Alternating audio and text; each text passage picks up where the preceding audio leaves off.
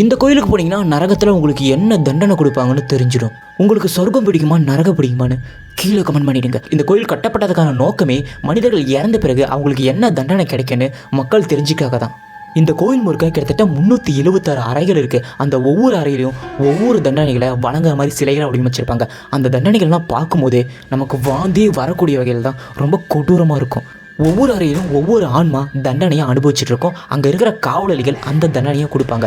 அவங்கள பார்க்கும்போதே நம்மளுக்கு ரொம்ப பயங்கரமாக இருக்கும். அதை பார்த்தாவே உங்களுக்கு சில வாரங்களுக்கு தூக்கமே வராதாமா, அதோட பயம் உங்களை விட்டே போகாதான். பலர் இந்த இடத்துல வந்து வாந்தி எடுத்திருக்காங்களாமா. ஏன்னா அங்கே கொடுக்க போகிற தண்டனை அவ்வளோ கொடூரமாகவும் அவ்வளோ அகோரமாகவும் இருந்திருக்கும். இதில் ஹைலைட்டே என்னென்னா, இங்கே இருக்கிற தண்டனை கொடுக்குற அந்த பாதுகாவலர்கள் பார்க்க ரொம்ப ரொம்ப கொடூரமாக இருப்பாங்களாம். அவங்கள பார்த்து குழந்தைங்கள் எல்லாமே பயந்து வெளியில் ஓடி இருக்காங்களாம். இதை மரணத்திற்கு பிறகு வாழ்க்கையின் அருங்காட்சியகம்னு சொல்கிறாங்க. இங்கே இருக்கிற அறையை வச்சு நீங்கள் கண்டுபிடிச்சலாம் நீங்கள் என்ன தப்பு பண்ணியிருக்கீங்க, அந்த தப்புக்கு என்ன தண்டனைன்னு இங்கே எல்லாத்துக்குமே தண்டனை கொடுத்துருக்காங்க. இந்த டெம்பிள் வந்து சைனாவில் தான் இருக்குது.